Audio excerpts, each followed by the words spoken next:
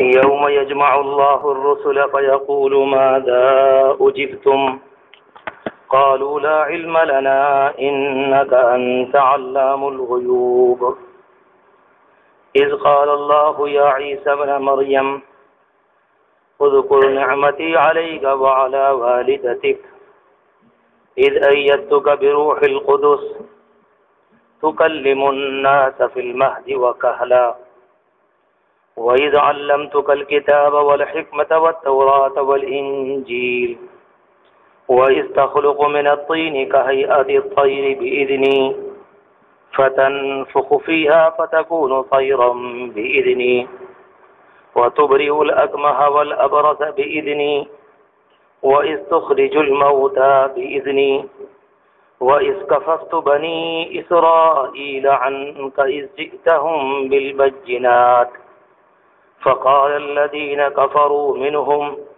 إن هذا إلا سحر مبين وإذ أوحيت إلى الحواريين أن آمنوا بي وبرسولي قالوا آمنا واشهد بأننا مسلمون صدق اللہ العظیم۔ قابل احترام بھائیوں، بہت ہی محبت کے مستحق آنے والے مہمان اور عزیز طلباء، قرآن مجید کی یہ سورت سورہ مائدہ جو 7ویں پارے میں اس وقت چل رہی ہے، اپنے اختتام کی طرف کو ہے۔ ہمارے آپ کے اس درس میں اس سورت کے ترجمے کو، اس کی تشریح کو کافی عرصہ گزر رہا ہے اور گزر چکا۔ بیچ میں اپنی کمزوریاں اور ناغے بھی ہیں، اور کچھ اس سورت کے مضامین اتنے لمبے، اتنے گہرے، اتنے وسیع ہیں کہ بہت ہی مشکل ہوتا ہے کسی ایک وقت میں 1-2 آیت سے متعلق پوری بات عرض کی جائے۔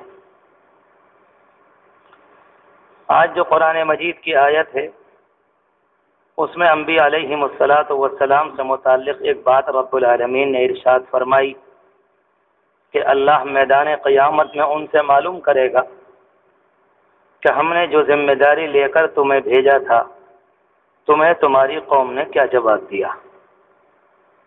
پہلی آیت کے اندر تو اس سے بحث ہے اور اس سے متعلق کچھ مضمون ہے۔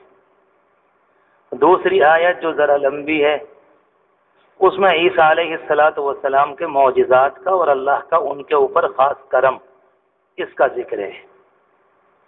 اور تیسری آیت جو ابھی آپ کے سامنے تلاوت کی گئی، اس میں عیسیٰ علیہ السلام کے خاص صحابہ، ان کے جانشین، ان کے خلفاء، ان کے ایمان لانے کا ذکر ہے۔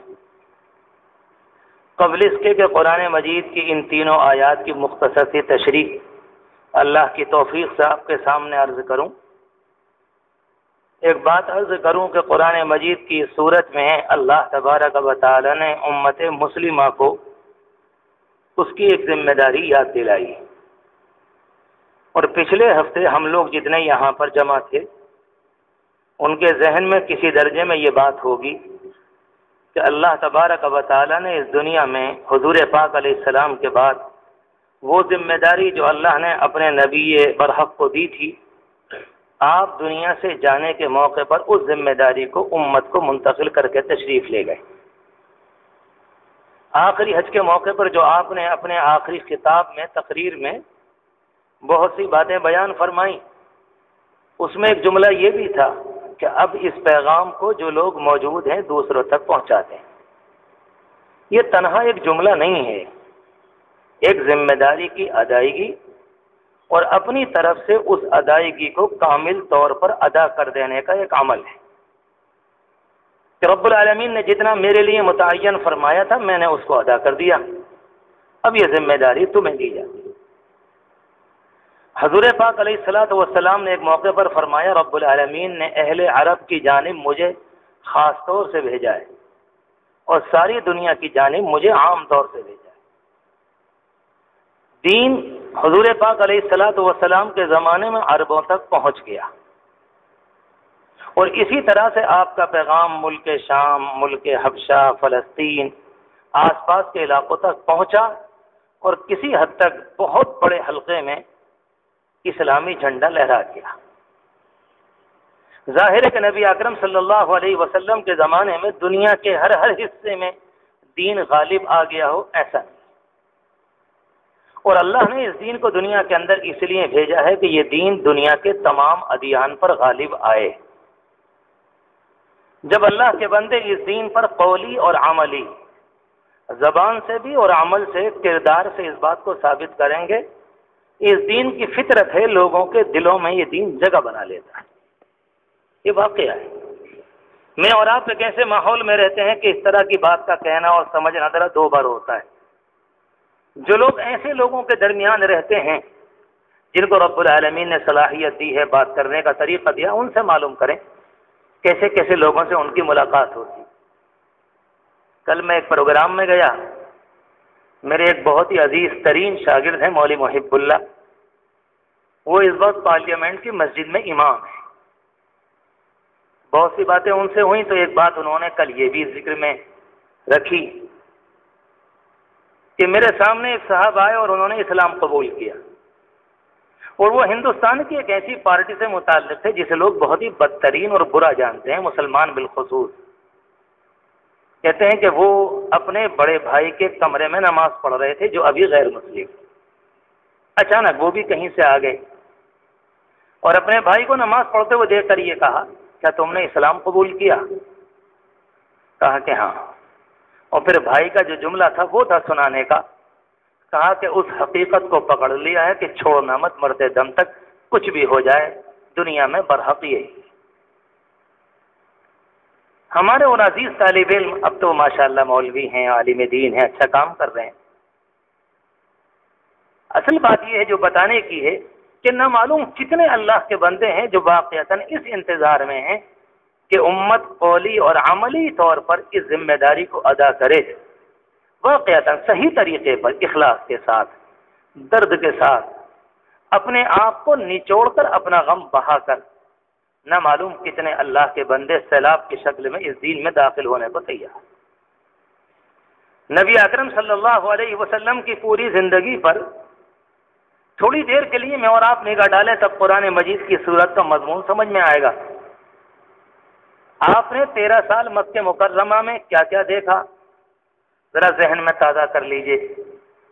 دعوت دی، گالیاں سنی، پاؤں میں کانٹے آئے، پھندا لگا، آپ کے چہیتے آپ کے سامنے گھسیٹے گئے، بچیاں پیٹی گئیں، آپ کو ایک گھاٹی میں قید کیا گیا، لوگوں نے بائیکاٹ کیا، بھوک مری کی نوبت بھی آئی، قحط بھی آیا، آخری پریشانیاں، اور یہ سب کیا ہیں؟ اللہ تبارک و تعالیٰ کے دین کو ادا کرنا۔ کوئی منفعت مقصود نہیں تھی حضور پاک علیہ الصلوۃ والسلام کی۔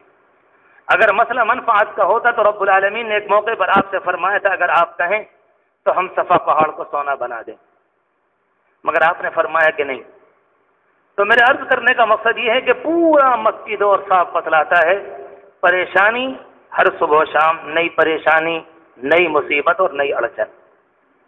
مدینہ منورہ آپ تشریف لے گئے، ایک ہی سال کے بعد غزوہ بدر پیش آیا، اس کے لیے آپ نے اللہ کے سامنے اپنے آپ کو کس طریقے پر تڑپایا۔ ایک میدان احد آیا، صحابہ کرام کی صورتحال نے آپ کو تڑپایا۔ خندق کا موقع آیا کہ ایک دفعہ کو صحابہ کرام کے اندر بھی لرزش پیدا ہو گئی۔ پھر اس کے بعد صلح حدیبیہ کا موقع آیا، اس کے بعد فتح مکہ کا موقع آیا، اور یہ سارے کے سارے موقع وہ ہیں کہ اللہ کے رسول علیہ الصلوۃ والسلام اللہ کی طرف سے دی ہوئی ذمہ داری کو ادا کر رہے ہیں۔ کہیں ایسا نہ ہو کہ رب العالمین نے مجھے جو ذمہ داری دی ہے اس کے ادا کرنے میں کوئی کمی رہ جائے۔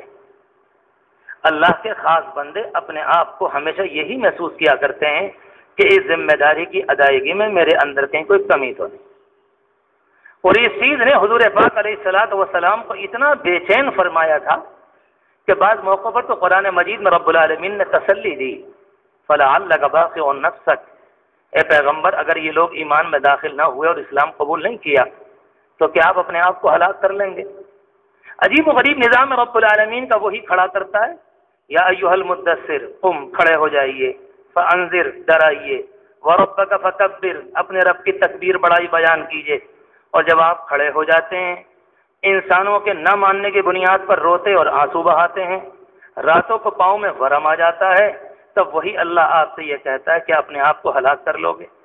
سبحان اللہ، عجیب و غریب نظام رب العالمین کا، ذمہ داری بھی دیتا ہے اور اپنے بندے کو بے یار و مددگار نہیں چھوڑتا۔ آپ کے زمانے میں اس ذمہ داری کو آپ کے بعد صحابہ کرام نے ادا کیا، وہ چیز منتقل ہوتے ہوتے ہم تک آپ تک آئی۔ جب اللہ تبارک و تعالیٰ کی جانب سے یہ اشارہ ہو گیا کہ آپ اپنی ذمہ داری پوری کر چکے، تو اس موقع پر رب العالمین کی جانب سے بلاوا آ گیا، اور جب موت کا فرشتہ آیا تو روایت میں آتا ہے کہ آ کر اس نے پہلے پوچھا آپ کیا چاہتے ہیں؟ رب العالمین کی جانب سے اجازت ہے، آپ چاہیں تو قیام فرمائیں اور آپ چاہیں تو اللہ کی جانب چلے چلیں۔ آپ نے اس موقع پر فرمایا بل الرفیق الاعلی، اب نہیں، بس بہت ہو گیا، اب تو مجھے اللہ کے پڑوس میں ہی جانا ہے۔ یہ ہے وہ تمام تر شہادت کی ذمہ داری۔ اردو زبان کی شہادت الگ ہے، عربی زبان کی شہادت الگ ہے۔ جب ہم لفظ شہادت بولتے ہیں تو ایک دم ہمارا ذہن اس شہادت کی طرف منتقل ہوتا ہے جو عموماً عید کے موقع پر، نکاح کے موقع پر ہمارے سامنے ایک بات آتی ہے، جی قاضی صاحب کے سامنے شہادت دے دو، چاند کی شہادت دے دو۔ یہ تو بڑا چھوٹا مفہوم ہے۔ میں نے عرض کیا کہ اپنے وجود سے اس بات کی گواہی دینا، زبان سے، عمل سے، اللہ کا جو دین ہے یہ برحق ہے، اور اس کو دنیا میں نافذ کرنے، پھیلانے، عملی طور پر قائم کرنے کے لیے اس امت کو دنیا کے اندر اتارا گیا۔ سچی بات یہ ہے، کوئی اللہ کا بندہ قرآن مجید کی اس آیت کو اگر سمجھے اور اس کے بعد یہ سوچے کہ امت مسلمہ اس زمانے میں کر کیا رہی ہے، اگر اللہ کے رسول علیہ الصلاۃ والسلام کا غم نصیب ہوگا تو قریب اس کا دل پھٹ جائے۔ ہمیں تو اکثر کو یہ بھی نہیں معلوم کہ ہماری کوئی ذمہ داری بھی ہے دین اسلام کے ہوتے ہوئے۔ قرآن مجید میں فرمایا کنتم خیر امت، رب العالمین تمہیں ایک خاص مقصد کے لیے لے کر آئے، تم آئے نہیں ہو، تم لائے گئے ہو۔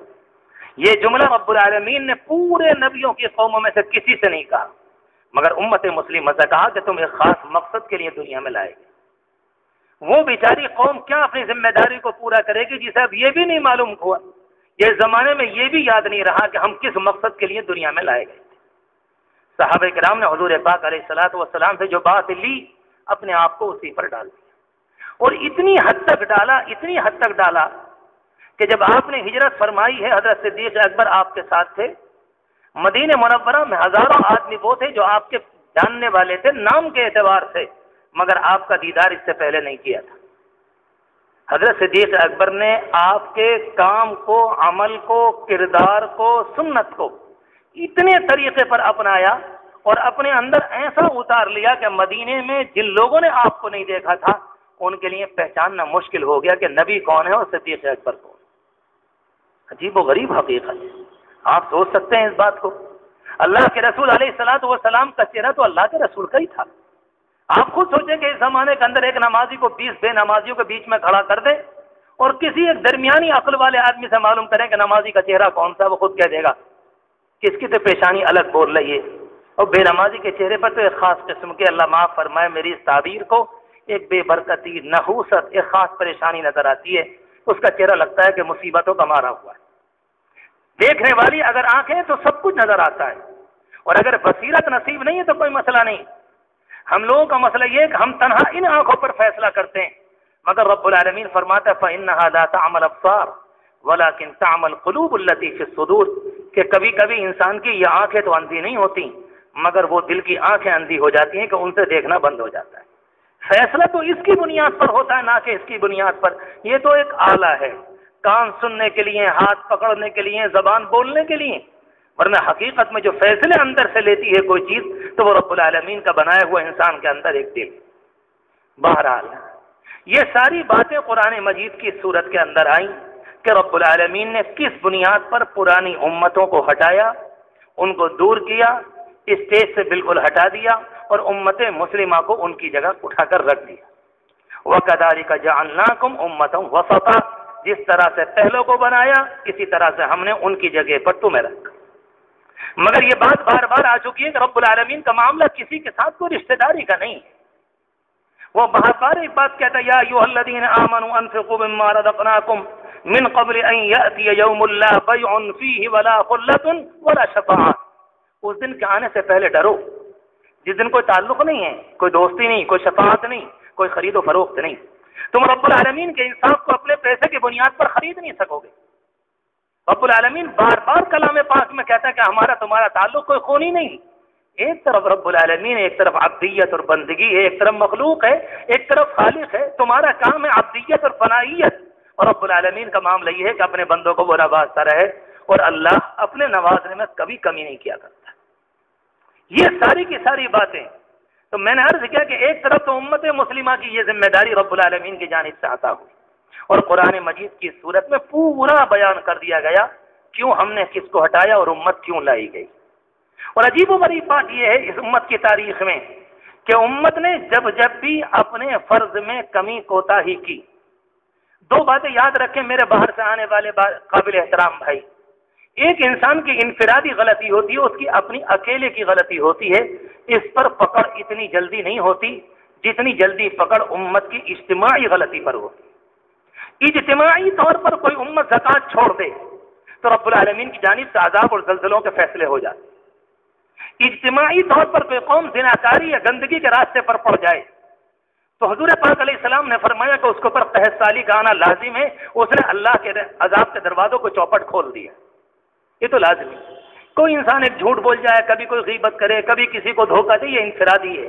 انفرادی طور پر پکڑ جو آئے گی وہ انفرادی آئے گی، اکیلے کی آئے گی، اور اجتماعی طور پر جو غلطیاں ہوا کرتی ہیں ان کی پکڑ، ان پر جو عذاب ہوگا وہ اجتماعی طور پر آتا ہے۔ یہ بہت بڑا مسئلہ ہے اس دنیا کے اندر کہ جس زمانے میں امت نے اجتماعی طور پر غلطی کی، حضور پاک علیہ السلام کے دنیا سے چلے جانے کے بعد تقریباً 400 سال تو ایسے گزرے جو امت کی تاریخ کے بے مثال تھے۔ 5ویں کے اندر کمزوری آنی شروع ہوئی، اور ایسی کمزوری تاریخ میں ملتی ہے کہ عید کے دن سارا علاقہ مسلمانوں کا، اور اس زمانے کے مسلمان کو یا ان کے بادشاہ کو یہ نہیں معلوم کہ آج کا عید کا دن آیا، وہاں کے قاضی نے یاد دلایا کہ آج عید ہے۔ مسلمانوں کی تاریخ میں عید کی نماز بدرجہ مجبوری مغرب کی نماز کے بعد پڑھی گئی۔ آپ سوچ سکتے ہیں قوم کتنی پاجی ہو گئی ہوگی، ایک دو نہیں، پورے کا پورا شہر غائب ہے، پورے شہر کو یہ نہیں معلوم۔ ایک جانب عید کی خوشی میں تو مست ہے، لیکن دوسری جانب عید کی جو 2 رکعت نماز ہے اسے نہیں معلوم کہ آج کے دن عید کی نماز تھی، یعنی ایسی غفلت۔ پھر رب العالمین نے اٹھا کر تاتاریوں کا ایک فتنہ ان کے اوپر ڈالا، اور اتنا قتل عام ہوا امت مسلمہ کا، اتنا خطرناک کہ اس زمانے کی اگر تاریخ پڑھے تو ابن اسیر رحمت اللہ علیہ لکھتے ہیں کہ میں نے وہ زمانہ اپنی آنکھوں سے دیکھا، اور مجھے ایسا لگ رہا تھا کہ میں اسلام سے یہ کہہ دوں کہ میں نے آخری دور کو دیکھ لیا، اب مسئلہ دنیا میں اسلام کا ختم ہو۔ یہ کون ہے؟ یہ اللہ کے رسول کی امت ہے، یہ قرآن کی پڑھنے والی تھی، یہ اللہ کی نام لیوا تھی، اور یہ وہ ہے جس کو منصب شہادت پر اللہ کے رسول نے اپنے بعد صحابہ نے تابعین اعظام اور ان کے بعد لوگ ان کو کھڑا کر کے گئے تھے، تمہاری ذمہ داری ہے اللہ کے رسول کے دین کو پورا کرنا۔ بگاڑ ایسے آتا ہے۔ ایک بہت بڑی غلطی ہمارے اندر ایک کہنا چاہیے سرایت کر گئی، ہم یہ سمجھتے ہیں ہم کچھ بھی کریں، اللہ تبارک و تعالیٰ کی جانب سے اعلان ہے کہ نہیں، امت مسلمہ امت مرحومہ ہے، امت مبارکہ ہے، امت کریمہ ہے، امت مشرفہ ہے، یہ کچھ بھی کرے کوئی مسئلہ نہیں۔ اس سے زیادہ ہلاکت والی سوچ کوئی اور نہیں ہو سکتی۔ اس کا مطلب تو یہ نکلا گویا کہ یہ بات سمجھ لی ہم کچھ بھی کریں کہ رب العالمین ہمارے اوپر رحم کے قانون کا پابند ہے، ہرگز نہیں۔ بغداد کی تاریخ کو اٹھا کر دیکھ لیں کہ اس زمانے میں مسلمانوں کا قتل عام ہوا، ان کی لاشوں سے پل بنائے گئے، ان کے سروں سے منارے تیار کیے گئے، اور اس زمانے کے محدثین کہتے ہیں کہ دریا میں اتنی لاشیں ڈالی گئی کہ کچھ دنوں تک دریا کا پانی لال ہو۔ یہ سب کیا ہے؟ حضور پاک علیہ السلام کی امت کی بے عملی، اور اللہ تبارک و تعالیٰ نے ایک دم کسی کو کھڑا کیا، امت میں پھر بہاریں آئیں، امت پھر چل گئی۔ یہ ہر دور کے اندر رہا ہے کہ زمانے میں کسی شہر میں اجتماعی طور پر کچھ اللہ کے بندے اپنی اس ذمہ داری کو اگر چھوڑیں گے تو اللہ کی جانب سے پکڑ تو آئے گی۔ کبھی کبھی ایسا ہو جاتا ہے کہ انسانوں کے لیے کام کرنا 2 بار ہوتا ہے، تو کم از کم اپنے طور پر ذمہ داری کو پورا کر لیں، کم از کم کچھ تو کوئی اللہ کا بندہ کرے، 2-3 ساتھی مل جائیں اس سے مذاکرہ کر لے، چلنے والے انسان کے کان میں کچھ کہتا ہوا نکل جائے، کچھ نہ کر سکے تو اپنے بیوی بچوں سے تو ایک بات آخرت کی کہہ سکتا ہے، انہیں تو کم از کم گناہوں کی نفرت دلا سکتا ہے۔ ایک عجیب فلسفہ کہہ لیں، ایک بات کہہ لیں، تخیل کہہ لیں، دماغ میں ایسا اتر کر بیٹھ گیا اور اس نے لگتا ہے ایک حوصلہ بنا لیا کہ ہماری ذمہ داری نہیں، وقت کے کچھ دیندار، وقت کے کچھ جماعتی، وقت کے کچھ دین کے داعی، وقت کے کچھ علماء، ان کی ذمہ داری ہے۔ اور حالانکہ قرآن مجید کہتا وَكَذَلِكَ جَعَلْنَاكُمْ، ہم نے تم سب کو امت وسط بنایا۔ امت کا تو ہر فرد کام کرنے والا ہے۔ حضور پاک علیہ الصلوۃ والسلام کے زمانے میں جو امت تیار ہوئی، اور یہ بات میں بار بار آپ سے عرض کر چکا ہوں، امت کسی ایک طبقے کا نام نہیں ہوتا، امت کے اندر تو ہر طرح کے لوگ ہوا کرتے۔ یہ پورے واقعات قرآن مجید کی اس صورت میں بیان ہوئے، ہم نے کسی کو کیوں ہٹایا اور اس کے بعد ہم امت کو کیوں لے کر آئے، یہ وجہ تھی، ان کو ہٹایا گیا اور ان خوبیوں کی بنیاد پر اس امت کو جگہ پر رکھا گیا۔ آج جو قرآن مجید کی آیت آپ کے سامنے اب سمجھ میں آئے گی، اللہ تبارک و تعالیٰ کل میدان قیامت میں انبیاء علیہم الصلوۃ والسلام سے معلوم کرے گا۔ یوم یجمع اللہ الرسل، رب العالمین سب کو جمع کرے گا اور اس کے بعد ایک سوال ہوگا، فیقول ماذا اجبتم، کہ تم جو دنیا کے اندر محنت کر کے آئے تمہیں کیا جواب ملا؟ لوگوں نے تمہاری بات کو مانا کہ نہیں مانا؟ تمہیں جواب کیا ملا؟ انبیاء علیہم الصلوۃ والسلام کی یہ گواہی آپ خود سوچیں، اللہ تبارک و تعالیٰ کس کے متعلق معلوم؟ قرآن مجید کی اس آیت میں یہ نہیں کہا جا رہا کہ منکروں سے کہا جائے گا کہ انہوں نے آپ کی بات کو نہیں مانا کہ نہیں مانا، نہیں۔ مفسرین کہتے ہیں جن لوگوں نے مانا، جو امت اجابت تھی، جس نے آپ کی انبیاء کی بات کو تسلیم کیا، ان کے متعلق کہا جا رہا ہے کہ آپ کو جواب کیا دیا، اس امت نے کس حد تک آپ کی بات کو مانا؟ رب العالمین سوال کرے گا اور معلوم کرے گا۔ کیا گزرے گی انبیاء علیہم الصلوۃ والسلام پر؟ کیسے وہ کہیں گے کہ اللہ ہم نے تو پوری بات ادا کر دی جو آپ نے ذمہ داری ہمیں دی تھی، اب آپ ان سے معلوم کریں کہ انہوں نے کیا کیا۔ قرآن مجید کے 5ویں پارے کی آیت جو اسی طرح کا کچھ مفہوم رکھتی ہے، جب حضور پاک علیہ الصلوۃ والسلام کے سامنے ایک صحابی نے پڑھی، اس آیت کو پڑھا تو اس موقع پر اللہ کے رسول کی آنکھوں سے آنسو نکل گئے۔ کیسے کہیں گے اپنے امتیوں کے سامنے کہ اللہ یہ ایسا کر کے آئے، میں نے ذمہ داری پوری کی۔ باپ کچھ بھی ہو، کچھ بھی ہو، حجاج کے متعلق آپ نے پڑھا ہوگا کہ اپنے وقت کا سب سے بڑا ایک ظالم بادشاہ گزرا، جب آخری وقت آیا اور بیماری نے بالکل کمر توڑ دی اور آخری وقت میں خطرناک خواب بھی نظر آتے، منظر بھی نظر آتے، بہت زیادہ لوگ اسے آ کر کہتے تم نے ظلم کیا، تم نے بدتمیزی کی زندگی گزاری، اگر تم نے ایسا سب کچھ نہ کیا ہوتا تو تمہارے ساتھ یہ بات نہ ہوتی جو اس موقع پر ہو رہی۔ اس موقع پر حسن بصری سے کہا گیا، انہوں نے بھی منع کیا، اور بھی اللہ کے بندوں نے منع کیا کہ ہم اس سے بات کرنے کو تیار نہیں۔ اس کی ماں نے کہا کہ دیکھ میں نے تجھ سے کہا تھا یہ بدتمیزی مت کر، آج تیرے سامنے آ رہی۔ اپنے وقت کا عظیم الشان خطیب تھا، اتنا جلال تھا اس کی آنکھوں میں، لکھا ہے مورخین نے کہ کبھی کبھی اپنے چہرے پر نقاب ڈال کے بات کرتے تھے، کمزور لوگ اس کی آنکھوں کو سہار نہیں سکتے تھے۔ عجیب و غریب منظر۔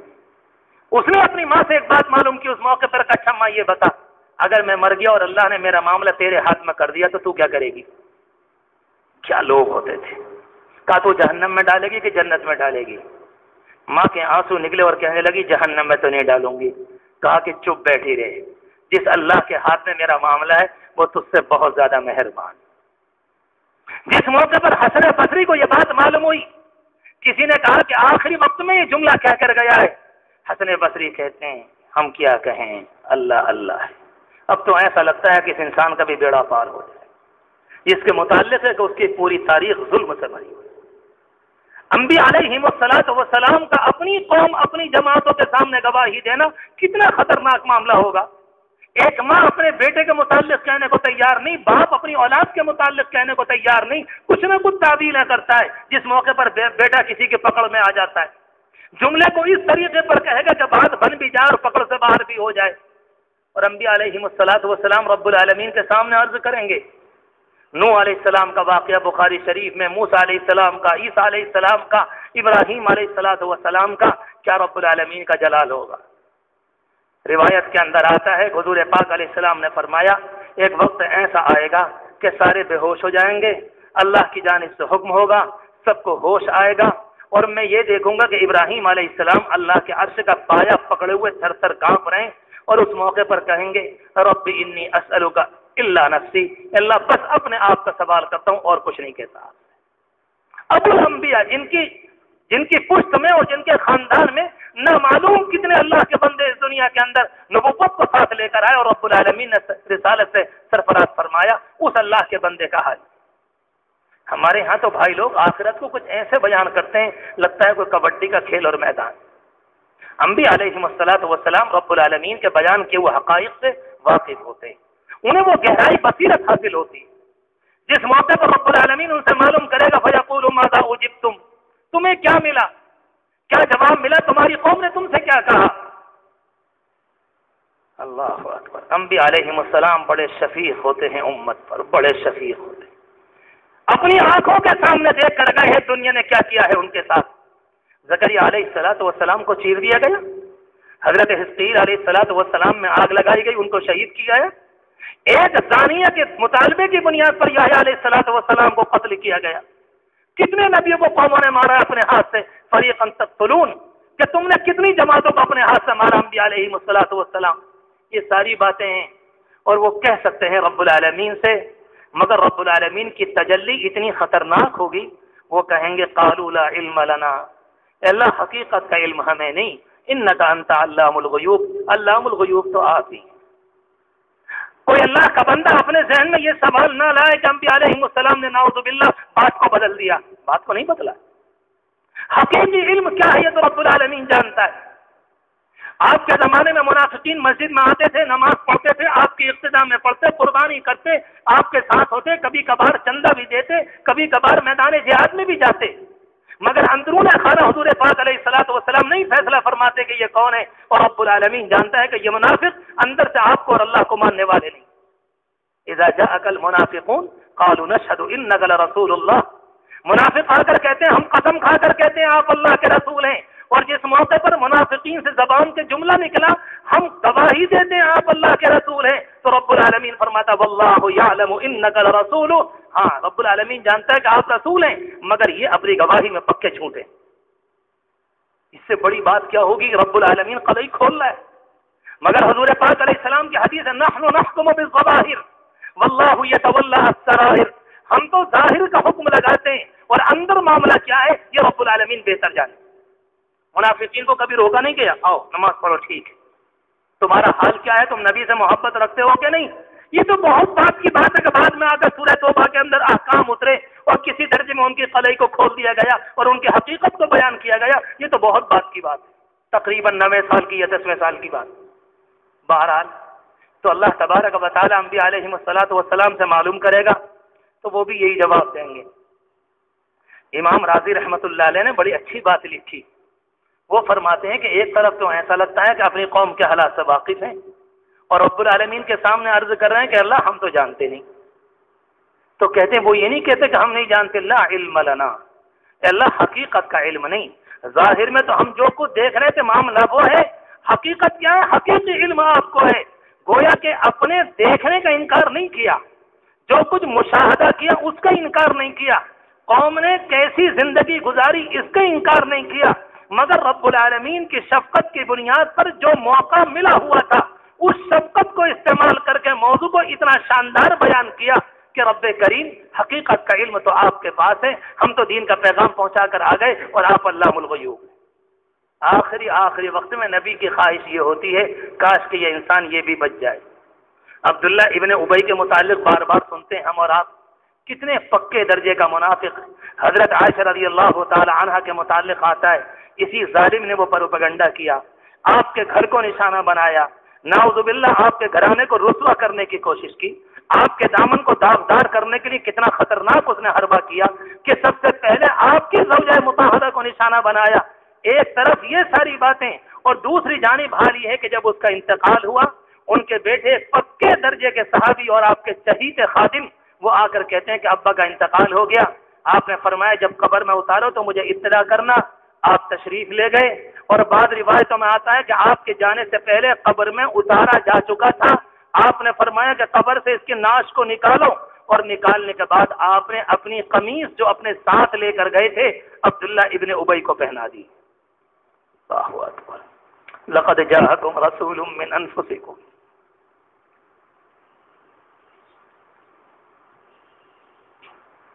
کوئی ایک مرتبہ ہمیں گالی بک دے، ہم اپنی نسلوں کو وصیت کر کے جاتے ہیں کہ بیٹا بھولنا مت، تمہارے باپ کو اس نے گالی کو دی، اور اللہ کے رسول آخری وقت میں اپنی قمیص اپنے ہاتھ سے پہنا رہے ہیں۔ صحابہ کرام نے کہا، بیان کرتے تھے کہ ہم نے دیکھا کہ آپ نے اس کے ناش کو اپنے گھٹنوں پر رکھ چھوڑا۔ نبی کیا ہوتے ہیں اللہ کی، ہم اور آپ تصور نہیں کرتے۔ اور بعض روایتوں میں آتا ہے کہ اپنا لعاب لے کر آپ نے اس کے منہ میں لگایا۔ حضرت عمر جیسے غیور صحابی کھڑے کہتے ہیں اللہ کے رسول آپ کیا کر رہے ہیں اس ظالم کے ساتھ؟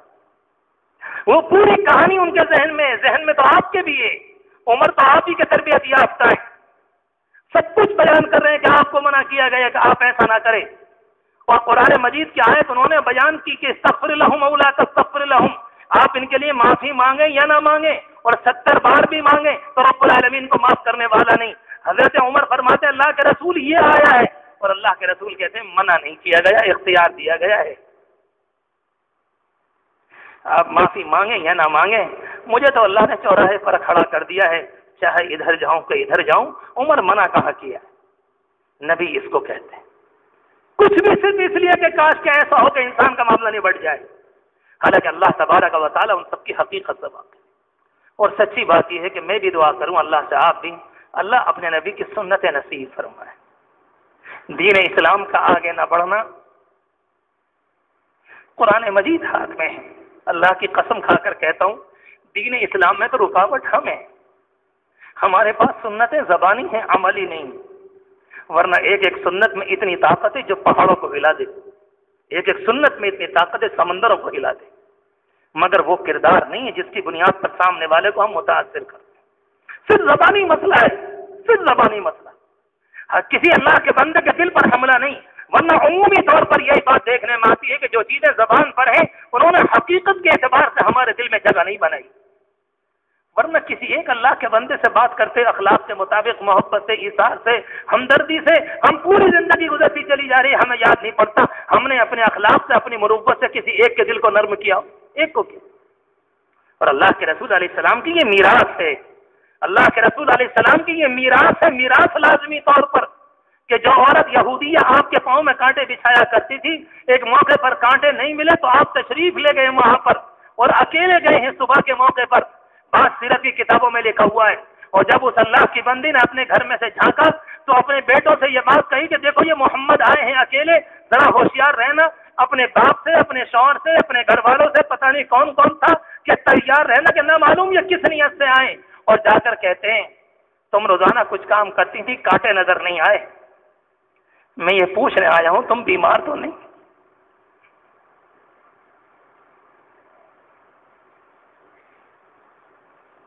اللہ مرنے سے پہلے اللہ کے رسول کی سنت نصیب فرمائے۔ دیکھو اللہ سے بھیک مانگا کرو، اللہ سے بھیک مانگا کرو، سنتوں کے بغیر کوئی زندگی نہیں۔ اونٹ بھی چل زندگی گزار رہے ہیں، جانور بھی گزار رہے ہیں، یہ بھی کوئی زندگی ہے جس میں اللہ کے رسول کا سچا عشق و طلب اور محبت نہ ہو، اسے مہجوری کہتے ہیں، اسے غیر وصل کی زندگی کہتے ہیں، وہ عاشقانہ ادائیں نہیں ہوتی۔ یہ کون سی زندگی ہے کہ باتیں کیے جا رہے ہیں، کل 30 کے تھے، 35 کے، 40 کے، 50 کے ہو گئے اور سمجھتے ہیں کہ نہیں معاملہ بالکل ٹھیک۔ قالوا لا علم لنا انك انت علام الغیوب، رب العالمین سب سے معلوم کرے گا، اور ان اللہ کے بندوں نے اپنے علم کو اللہ کے حوالے کیا۔ قرآن مجید کی اس سورت کے آخر میں رب العالمین نے سارے انبیاء سے متعلق ایک بات بیان فرمائی کہ رب العالمین ان سے پوچھے گا، مگر عیسیٰ علیہ السلام سے متعلق ایک لمبی آیت ارشاد فرمائی، کیونکہ اس سورت کے اندر عیسائیوں کا مضمون بہت آیا، جو عیسیٰ علیہ السلام کو خدائی میں شریک مانتے ہیں یہ مضمون بھی بہت آیا۔ بعض کہتے ہیں 3 مل کر 1 ہیں اور 1 3 ہے، بعض لوگ کہتے ہیں کہ آپ باہر سے خدائی میں شریک ہیں، بعض لوگ خدائی کا حصہ مانتے ہیں، نہ معلوم کتنے عقیدے ہیں کہ اپنی کتاب کے دھجیاں اڑا دی اور اس مسئلے کو آج تک ٹھیک سے بیان بھی نہیں کر پاتے۔ اللہ تبارک و تعالی نے سورت کے آخر میں ایک مرتبہ مرنے سے پہلے، کتاب کب اتری؟ 1400 سال پہلے، اس زمانے کے، بعد کے، آج کے، قیامت تک کے عیسائیوں سے بیان کر دیا، ہم قیامت میں یہ پوچھیں گے، تمہارے نبی یہ جواب دیں گے، راستہ کھلا ہوا ہے، توبہ کرنا چاہو تو اب بھی کر لو۔ اللہ کتنا کریم ہے۔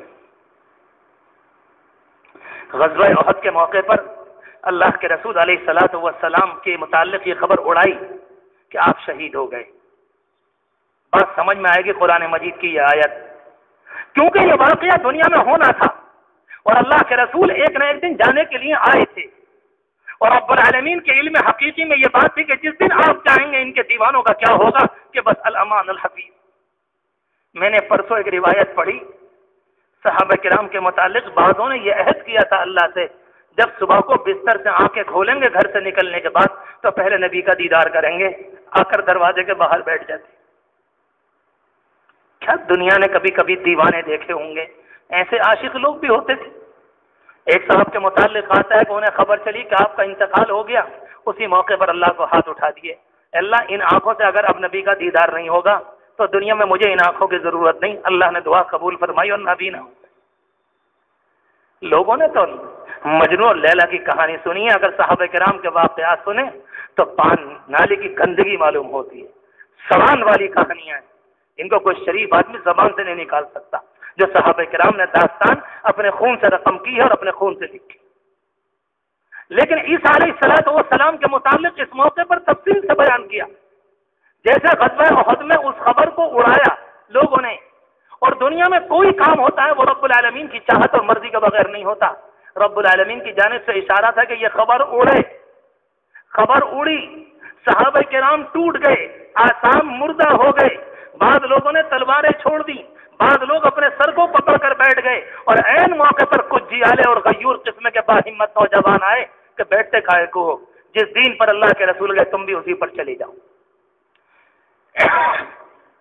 گویا کہ ایک ماحول بنا دیا گیا کہ آئندہ کبھی ایسا ہوگا تو تمہاری زبان پر یہ جملے آنے چاہیے، نبی کے دین کو چھوڑ کر بیٹھ مت جانا۔ آنے والے حالات سے پہلے ایک حالات کا نمونہ بنایا اور گویا کے حالات سے گزار دیا، اب گویا کہ جب کبھی ایسا ہوگا تو ہم اس موقع پر اس والی آیت کو یاد کر لیں۔ بس یہی بات ہے کہ عیسیٰ علیہ السلام کے متعلق قرآن مجید میں اس موقع پر رب العالمین نے تفصیل سے بیان کیا۔ عیسائی پہلے نہیں مانتے، درمیان میں نہیں مانتے، اب نہیں مانتے، لیکن آج بھی دنیا میں جو لوگ موجود ہیں انہیں موقع ہے کہ وہ عیسیٰ علیہ السلام سے متعلق اپنے عقیدے کو درست کر لیں۔ لہذا سورت کے آخر میں ایک موقع پر عیسیٰ علیہ السلام کا تفصیلی تذکرہ دے دیا گیا، فرمایا اذ قال اللہ یا عیسیٰ ابن مریم، رب العالمین کہتا ہے اے عیسیٰ ابن مریم، جو میں نے نعمتیں تم پر یا تمہاری ماں پر کی تمہیں یاد ہے، تمہیں یاد رکھنی چاہیے۔ دنیا نے تمہارے ساتھ کیا کیا اور رب العالمین نے کتنا بلند کیا۔ اللہ تبارک و تعالیٰ فرماتا ہے عیسیٰ ابن مریم، عیسیٰ ابن مریم، عیسیٰ مریم کے بیٹے، عیسیٰ مریم کے بیٹے، عیسیٰ مریم کے بیٹے، سب کچھ کہہ دیا۔ اس کو کہتے ہیں عیسائیت کی دھجیاں اڑا دی قرآن مجید کے اتنے سے جز نے۔ تم خدائی کا شریک کہتے ہو اور رب العالمین فرماتا کہ عیسیٰ میرے، مریم میری، دنیا میری، اور میں کہہ رہا ہوں کہ یہ عیسیٰ ابن مریم، یہ مریم کے بیٹے، تم نے کہا تھا ہماری خدائی میں شریک کر دیا۔ آپ ذرا غور تو کرو، حضور پاک علیہ السلام کے لیے پورے کلام پاک میں کہیں نہیں آیا محمد ابن عبداللہ، پورے کلام پاک میں کہیں نہیں آیا کہ یہ عبداللہ کے بیٹے محمد ہیں۔ کسی موقع پر اور نبی کے متعلق اتنی تفصیل سے نہیں آیا، مگر عیسیٰ علیہ السلام کا جب کبھی نام آتا ہے تو قرآن مجید کہتا ہے عیسیٰ ابن مریم، تم ابن مریم ہو، تم خدائی کے شریک نہیں، تم ایک کے تین اور تین کے ایک نہیں، یہ تمہارا اپنا گوڑا دھندا ہے، اور جو کائنات کا بنانے والا ہے تمہیں ابن مریم کہتا ہے، مریم کا بیٹا مانتا ہے۔ قرآن مجید میں آیت کو اتار کر، جمع کر کے، لکھ کر قیامت تک کے لیے محفوظ کر دیا کہ اب تم اپنے عقیدے کو اس آئینے کی روشنی میں ٹھیک کرو کہ ابن مریم کہنا درست ہے یا ثالث و ثلاثہ، کہ وہ تین کے ایک ہے یا ایک کے تین، یہ کہنا کون سا درست ہے؟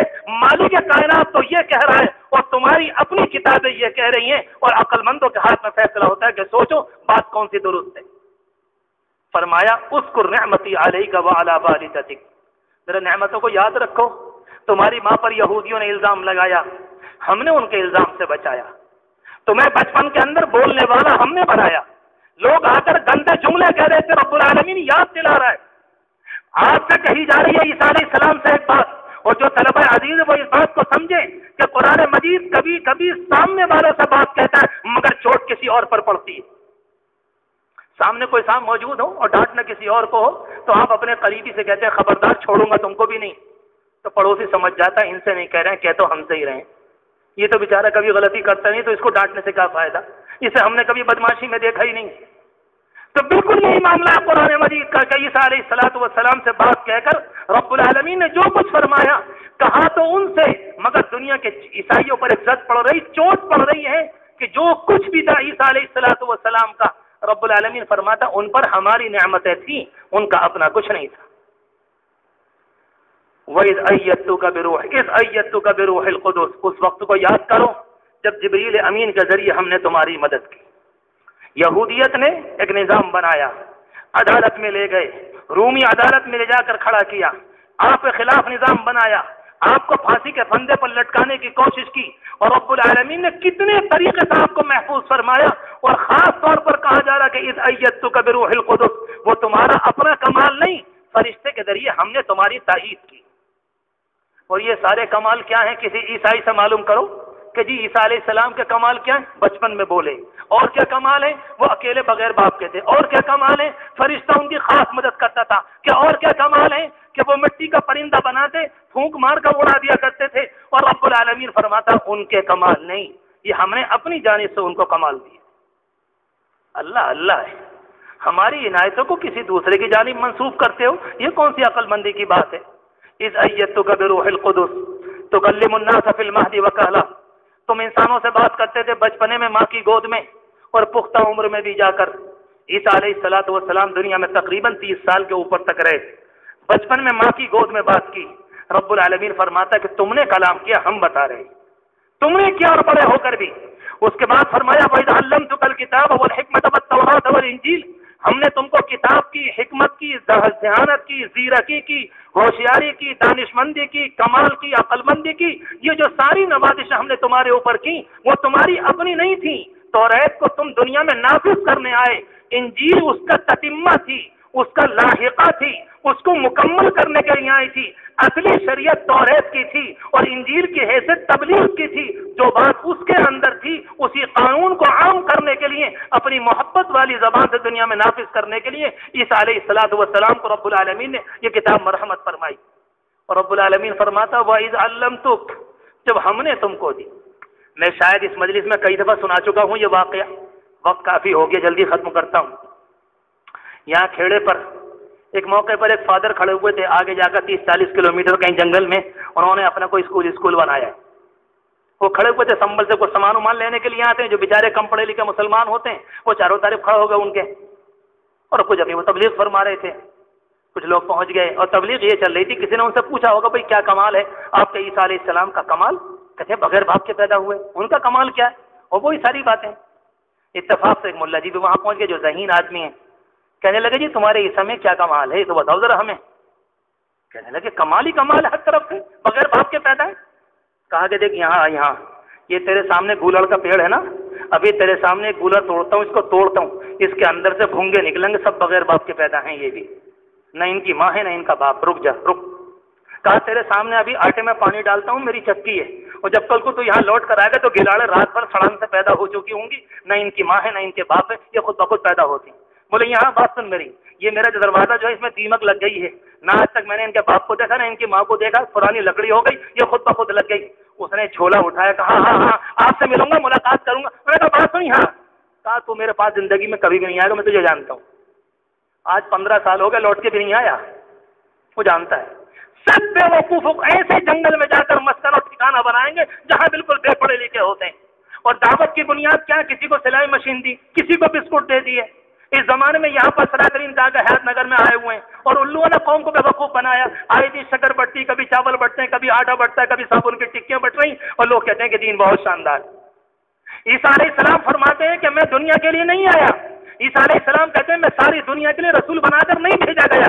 عیسیٰ علیہ السلام کہتے ہیں صرف بنی اسرائیل کے لیے آیا ہوں، اور 1000 تمام ترتیبوں کے بعد، 1000 تبدیلیوں کے بعد، 1000 طرح سے کاٹنے چھانٹنے کے بعد آج کے انجیل کے اندر یہ جملہ موجود ہے کہ عیسیٰ کی آمد دنیا میں صرف یہودیوں کو ٹھیک کرنے کے لیے تھی، وہ دنیا میں نبی بن کر اس لیے نہیں آئے کہ ساری دنیا کو دین کی دعوت دیں۔ ان گدھوں سے کوئی معلوم کرے کہ تم سنبل میں کائے کو دین کی دعوت دینے کے لیے آ گئے؟ تمہارا نبی تو خود کہتے ہیں کہ میں ساری دنیا کا نبی بن کر نہیں آیا، یہ تو اللہ کے رسول ہے جو فرماتے ہیں انی رسول اللہ الیکم جمیعا، کہ پوری کائنات کی طرف مجھے اللہ نے رسول بنایا۔ وہ اللہ کے بندے خود کہہ رہے ہیں میں بنی اسرائیل کی کھوئی ہوئی بھیڑوں کو تلاش کرنے آیا ہوں، میں اپنی روٹی کسی اور کو نہیں دوں گا، میں اپنی روٹی کسی اور کو نہیں دوں گا۔ آپ کسی گرجا گھر میں چلے جائیں، عیسیٰ علیہ السلام کے سینکڑوں الٹے سیدھے فوٹو ملیں گے، آپ ایک فوٹو دیکھیں گے، تصویر بنی ہوگی، ان کی کمر کے اوپر بھیڑ کا بچہ لدا ہوا ہوگا اور وہ اس کو کہیں سے گڈھے میں سے لے کر آ رہے. اس کا کیا مطلب ہے کہ میں باقاعدہ اس زمانے میں مثال دی گئی ہے.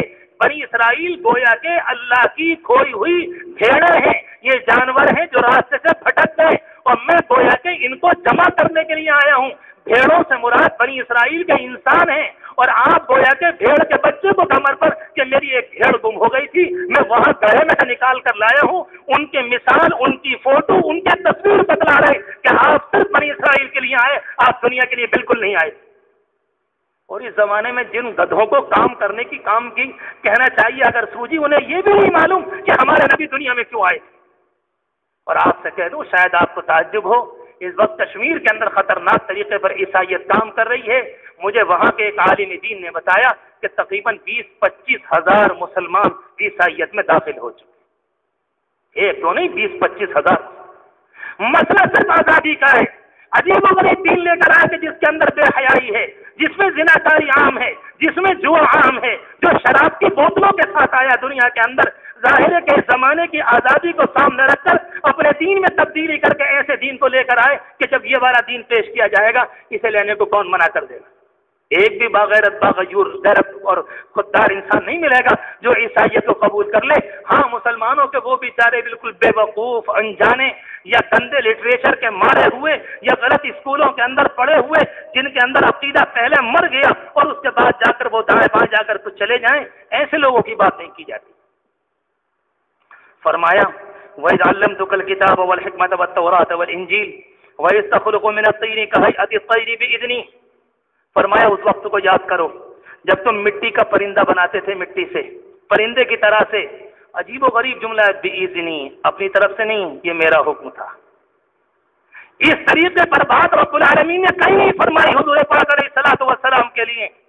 حضور پاک علیہ السلام نے جو کچھ کام کیا سب رب العالمین کے اشارے سے کیا، مگر پورا قرآن مجید کو پہنچائے کبھی کسی موقع پر نہیں فرمایا تم میدان بدر میں گئے میرے کہنے سے، میدان احد میں گئے میرے کہنے سے، صلح حدیبیہ میں گئے میرے کہنے سے.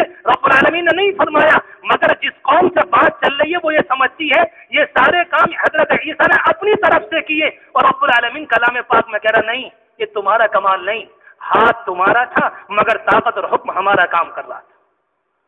اس کو کہتے ہیں کہ قرآن مجید عقیدے کو صحیح کرتا ہوا چلتا ہے کہ تم نے ٹھوکر یہاں کھائی، تم نے ٹھوکر یہاں کھائی، تم نے ٹھوکر یہاں پر کھائی، اور تمہیں اپنی غلطیوں کا احساس ہونا چاہیے. ارشاد فرمایا فتنفخ فیہا، تم اس میں پھونک مارتے تھے، فتکون طیرا باذنی، وہ پرندہ ہو جاتا میرے حکم سے. وتبرئ الاکمہ، تم مادر زاد نابینا کو اچھا کرتے، تم کوڑی کو اچھا کرتے باذنی، میرے حکم سے. وَيَسْتُخْرِجُ الْمَوْتَى، تم مردوں کو زندہ کرتے باذنی، میرے حکم سے. وَإِذْ كَفَفْتُ بَنِي إِسْرَائِيلَ عَنْكَ إِذْ جِئْتَهُمْ بِالْبَيِّنَاتِ، اور اس وقت کو یاد کرو جب بنی اسرائیل یہودیوں کو میں نے تم سے روک دیا اور تم ان کے پاس واضح نشانیاں لے کر آئے، اور ان ظالموں نے کافروں نے یہ بات کہی ان ھذا الا سحر مبین، یہ تو کوئی جادوگر معلوم ہوتے ہیں. یہ تمام انعامات تمہارے اپنے نہیں تھے، یہ سارے کے سارے میرے کیے ہوئے تھے. قرآن مجید کی عنایتوں کے ذریعے مجھ سے اور آپ سے، قیامت تک آنے والے سارے مسلمانوں سے، پڑھے لکھے سمجھدار اگر کچھ ہیں تو عیسائیوں سے سب سے کہہ دیا گیا یہ ساری نعمتیں ان کی جانب منسوب مت کرو. یہ تو رب العالمین کا حکم ہوتا ہے کہ معجزات نبی کے ہاتھ پر آتے ہیں مگر کمال اللہ کا ہوتا ہے.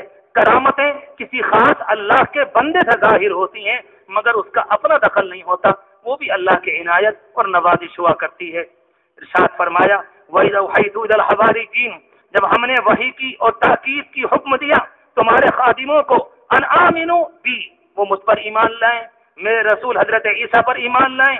قالوا آمنا، انہوں نے کہا کہ ہم ایمان لائے، اور اے اللہ گواہ رہیے ہم یقیناً مسلمان ہیں اور ہم ان کے اوپر ایمان لانے والے ہیں. یہ ساری نعمتیں رب العالمین نے بیان فرمائی مگر اپنی طرف منسوخ کر کے، تاکہ سورت کے آخر میں ایک موقع پر پھر ان ساری گڑبڑیوں کو بیان کر دیا جائے جس کی وجہ سے تمہیں ٹھوکر کھائی، اب عمدن کھائی، یہ جان بوجھ کر، یہ تم جانو یہ تمہارے بڑے جانے. اللہ تبارک و تعالیٰ اس طرح کی ٹھوکروں سے ہمیں اپنے نبی سے محفوظ فرمائے، ان کی سیرت سے محفوظ فرمائے. ابھی عصر کے نماز کے بعد کی بات ہے، اگر اس طرح مجھ سے کہنے لگے حضور پاک علیہ الصلوۃ والسلام ہر جگہ حاضر و ناظر ہیں، میں ہنس کر کہنے لگا جی میرے اور آپ کے بیچ میں تو کوئی ہے نہیں. یہاں تو تشریف رکھتے نہیں، باقی آپ بتائیں کہ کہاں ہیں؟ اتنی غلطیاں ہیں جو عیسیٰ علیہ السلام کی ذات سے متعلق اس زمانے میں پرانی قوموں کے اندر ہوئی. یہ نہ سمجھے کہ امت نے کوئی کمی کی ہے. حدیث شریف میں آتا ہے میری امت بھی وہی سارے کام کرے گی جو پرانے لوگ کر چکے ہیں، یہاں تک کہ قدم بقدم جس طرح سے ایک جوتا دوسرے والے جوتے کے برابر ہوتا ہے، اسی طرح سے تم پرانوں کی پیروی کرو گے. یہ پیشن گوئی ہے. اللہ تبارک و تعالی ہر طرح کے ناحق سے محفوظ فرمائے، غلطیوں سے محفوظ فرمائے، بدعقیدگی سے محفوظ فرمائے. اللہ صراط مستقیم پر گامزن رہنا مقدر فرمائے، ہماری غلطیوں کو معاف فرمائے، ہمارے ساتھ رحمت تامہ اور کاملہ کا معاملہ فرمائے. صدق اللہ العظیم. وآخر دعوانا ان الحمد للہ.